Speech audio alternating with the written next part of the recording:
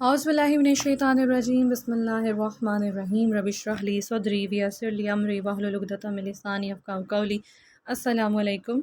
आज हम introduction to the statistical test पढ़ेंगे। ठीक है, हम हाइपोथेसिस को टेस्ट करने के लिए जो टेस्ट परफॉर्म करते हैं, और इसके अंदर वन सैम्पल टी टेस्ट है, पेयर्ड सैम्पल टी टेस्ट है, इंडिपेंडेंट सैम्पल टी टेस्ट है। फिर हम उन सब जो टेस्ट हमने पढ़े हैं, जो 4-5 टेस्ट हैं, उनको हम देखेंगे कि पैरामीट्रिक और नॉन पैरामीट्रिक टेस्ट कौन से हैं, और उनको हम देख लेंगे विद एग्जांपल्स, हम इसको समझेंगे। ठीक है, तो वन सैम्पल टी टेस्ट, अब नाम शो कर रहा है कि वन सैम्पल है, मतलब सिर्फ एक ही आपके पास स्टैंडर्ड वैल्यू होगी जिसके साथ आपने कंपेयर करना है।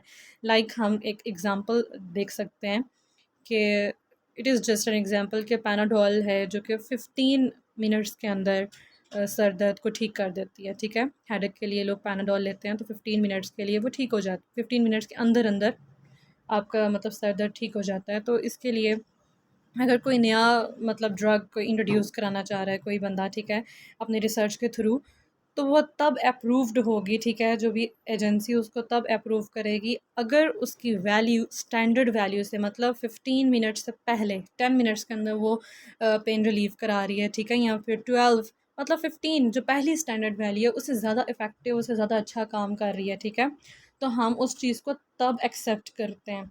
तो इसके अंदर हम सिर्फ एक स्टैंडर्ड बना लेते हैं। अब हम इसको पढ़ लेते हैं कि कंपेयरिंग अ कैलकुलेटेड वैल्यू, जो भी आपने कैलकुलेट की है वैल्यू, मतलब कोई भी आप नई चीज़ इंट्रोड्यूस करा रहे हो तो उसको आपने किसी भी स्टैंडर्ड या फिर प्री डिटरमाइंड वैल्यू, एक वैल्यू पहले से ही डिटरमिंड है, हमने उसके उससे उसको जो प्री डिफाइंड वैल्यू है हमने उसके साथ उसको कंपेयर करना होता है on the basis of arithmetic mean. हम उसको एक मीन, एक एवरेज हमने निकाली होती है कि जितने भी पेन किलर्स हैं वो 15 मिनट में टोटल, फॉर एग्जांपल, ठीक है, वो अपना वो ऑप्टिमम लेवल तक पहुंच जाती हैं, काम कर रही हैं। ठीक है, अब testing a newly formed drug with some standard value as said by the some agency. तो हमने न्यूली फॉर्म ड्रग को फिर ड्रग को कंपेयर करना होता है स्टैंडर्ड वैल्यू के साथ। इसी तरह सेकंड एग्जांपल है कि measuring the temperature of an individual with thermometer and comparing it with standardized value. ठीक है, तो हमने किसी भी पेशेंट का, किसी भी बंदे का टेम्परेचर मेजर किया है और उसको हम स्टैंडर्ड वैल्यू के साथ कंपेयर करते हैं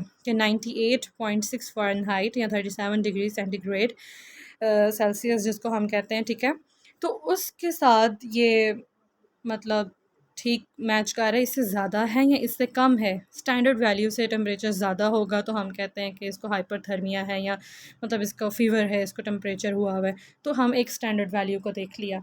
जो दूसरा टेस्ट है अपेयर्ड है, मतलब इसके अंदर हम दो वैल्यूज़ देखेंगे, हम बिफ़ोर एंड आफ्टर देखते होते हैं। हम सबसे पहले एक एग्जांपल से ही इसको समझते हैं कि हमारे पास एक पेशेंट है तो हमने उसके ऊपर कोई भी ट्रीटमेंट अप्लाई करना है। ठीक है, मुलिगन है, कैल्टन बॉर्न की मोबिलाइजेशन या कुछ भी हमने मोबिलाइजेशन, ठीक है, मेटलैंड वगैरह की मोबिलाइजेशन की। तो मोबिलाइजेशन करने से पहले हम उसकी पेन की इंटेंसिटी देखेंगे कि पहले विजुअल एनालॉग स्केल के ऊपर उसकी इंटेंसिटी कितनी आ रही थी, 7 थी, मॉडरेट थी, माइल्ड थी, सीवियर थी। ठीक है, हमने वो देखा। फिर जब टेक्निक अप्लाई कर दी तो उसके बाद यही सब चीज़ें हमने क्लास में डिस्कस की थी, हमें सर ने बताई थी, और यही बातें, यही एग्जांपल्स मैं यहाँ पर दोबारा से एक्सप्लेन कर रही हूँ। ठीक है, उन्हीं नॉलेज की बेस पर ये वीडियो है। हमने अभी कैल्टन बॉर्न की बात कर ली, इसी तरह कोई और मोडालिटी है, टेंस अप्लाई करने से पहले उसकी पेन कैसी थी, बाद में कैसी है। ठीक है, हीटिंग पैड लगाने से पहले उसको कैसा फ़ील हो रहा था, बाद में कैसा है। तो बिफ़ोर एंड आफ्टर जब आ जाता है तो हम उसको पेयर्ड सैम्पल टी टेस्ट कहते हैं। व्हेन अ सिंगल इंडिविजुअल और the group of the individual values are compare before and after the application of any treatment option. तो हमने कोई भी ट्रीटमेंट करने से पहले और बाद में जब कंपेयर कर लेंगे तो एग्जांपल्स उसने बता दिए जी, the effects of any drug या physical therapy intervention of the pain intensity के पेन इंटेंसिटी पर क्या असर आया है पहले और बाद में देख लेंगे। We measure the pain intensity before and after the application of the treatment option. दो टेस्ट हमने पढ़ लिए, one sample T test and the paired sample T test. फिर आ जाता है हमारे पास इंडिपेंडेंट सैम्पल टी टेस्ट। अब इंडिपेंडेंट का मतलब है कि मतलब आज़ाद, लाइक, ठीक है, मतलब वो किसी चीज़ पे डिपेंड नहीं कर रहा, मतलब हम डिफरेंट किस्म की टेक्निक्स अप्लाई करेंगे। Like Mulligan is totally an independent technique and Kaltenborn is totally independent, मतलब both are very different techniques.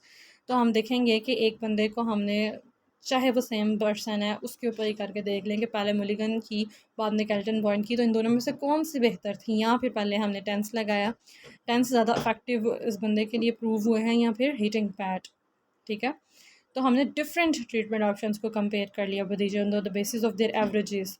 तो एक उनका जो भी एवरेज रिजल्ट आ रहा था उसके बिना पर हमने देख लिया effects of the to different physical therapy treatment options on the pain relief on individuals के दो डिफरेंट ट्रीटमेंट कराए।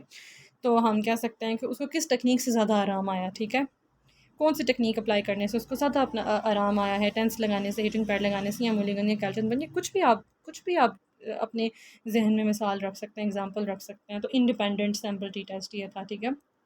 फिर उसके बाद आ जाता है parametric and non parametric test आ जाते हैं, ठीक है। तो इसके अंदर हम सारों की डिटेल देख लेंगे कि वन सैम्पल टी टेस्ट हमने अभी एग्जांपल से देखा था कि एक स्टैंडर्ड वैल्यू थी, जो कि हमने सबसे पहले डिस्कस की है कि 15 मिनट के अंदर for example paradol was giving the relief, okay.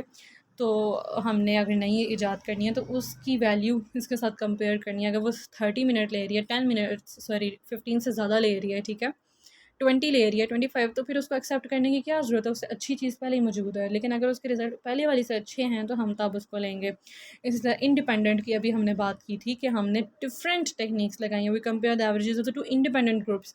अब वो इंडिपेंडेंट ग्रुप का वर्ड उसने यूज़ किया है, इधर यहाँ पे यूज़ हुआ है कि हम कंपेयर कर रहे हैं the result of the two independent groups, ठीक है, मतलब टू डिफरेंट मोडालिटीज़ या two different treatment options, two independent चीज़ों की हम रिज़ल्ट को कंपेयर कर रहे हैं, उनकी एवरेजेस को हम कंपेयर कर रहे हैं। अनोवा अब जो चीज़ है वो इंडिपेंडेंट की ही एक्सटेंडेड फॉर्म है। अनोवा पीछे नहीं हमने पढ़ा, लेकिन हम अभी देख लेते हैं कि पहले हम दो इंडिपेंडेंट चीज़ों की बात कर रहे थे, लेकिन जब दो से ज़्यादा इंडिपेंडेंट चीज़ें आ जाती हैं, दो से ज़्यादा टेक्निक्स, दो से ज़्यादा मोडालिटीज़, दो से ज़्यादा फिजिकल थेरेपी इंटरवेंशन आ जाती हैं, दो से ज़्यादा, ठीक है, Mulligan, Kaltenborn and Maitland, या फिर हम कह सकते हैं TENS heating pan, short wave diathermy, 3 कर ली हमने। ज़्यादा चीज़ों का इफेक्ट देख रहे हैं हम जब एवरेज उनकी देख रहे हैं मोर देन 2 इंडिपेंडेंट ग्रुप्स की, और ये डाटा टाइप ये सब क्वांटिटेटिव हैं, ठीक है। फिर पेयर्ड सैंपल हमने बात की थी कि पेयर्ड पेयर्ड में मतलब हम दो चीज़ों का पेयर बनाया, बिफोर एंड आफ्टर का। तो when we compare the two information data, हम दो इन्फॉर्मेशंस को कंपेयर कर रहे होते हैं फ्रॉम द सेम ग्रुप। ज़ाहिर सी बात है उसी बंदे को इलाज से पहले कैसी कैफियत थी, इलाज के बाद उसकी कंडीशन कैसे थी, तो सेम ग्रुप होना चाहिए, ठीक है, सेम लोगों के ऊपर। इस तरह हमारे पास रिपीटेड मेजरमेंट आ जाती है। अब ये पेयर्ड की ही एक्सटेंडेड फॉर्म है। जैसे अनोवा को हमने इंडिपेंडेंट से रिलेट किया था कि more than 2 independent groups were being compared, okay, their averages were being compared. But now we are talking about the repeated measurement के मतलब बिफोर एंड आफ्टर का हमने अभी कॉन्सेप्ट लिया ना पेयर्ड में, अब उसी की एक्सटेंडेड फॉर्म उन्होंने हमें बताइए कि we compare more than 2 information data. अब दो से ज़्यादा मतलब वो कैसे होगा कि एक पेशेंट को हमने देखा कि बिफोर ट्रीटमेंट वो कैसा था, बिफोर ट्रीटमेंट उसकी पेन इंटेंसिटी का चलो विजुअल एनालॉग स्केल पर बिफोर ट्रीटमेंट देख लिया, फिर after first treatment, then after second treatment, then after third treatment, मतलब 3 वैल्यू ले ली हमने, 4 वैल्यूज़ ले ली, दो से बस ज़्यादा ले ली।